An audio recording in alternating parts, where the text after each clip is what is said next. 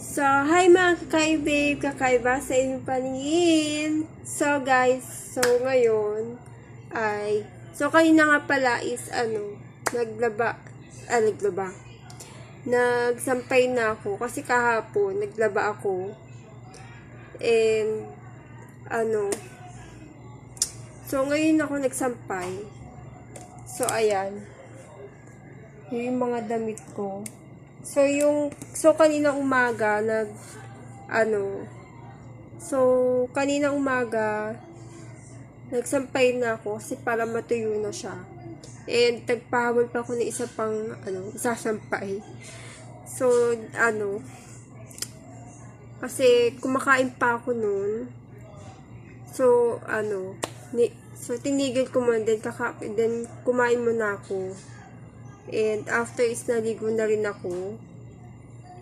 And nung nakaraang days kasi, yun dyan sa hugasan, nagbarado siya.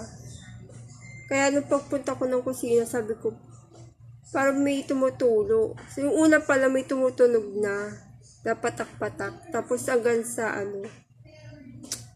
bumaha na siya. So nagtagal siya ng 3 days. 3 days, 4 days, parang ganyan. Nagkaroon kami ng flood control. Nag-flood control na siya mag-isa. Tumutulo na siya and then napagawa na rin siya ngayon kasi nung ilang days, di ko sure kung siguro 4 to 5 days, parang ganyan. Ay, mga 3 days siguro. Siguro mga 3 days, siya. Yung 3 days, hindi pa siya napagawa. And, nung 14, nung 13, nung March 13 is, dumating si Odi tsaka si Joy dito. And,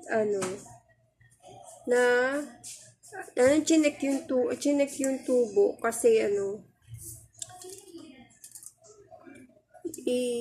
chinek yung tubo kasi titingnan ko ano yung sira, ganyan.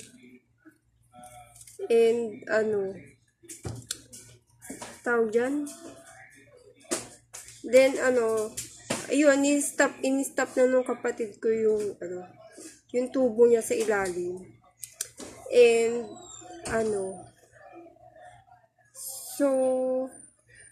ngayon is, aalis ako. And, tapos, nung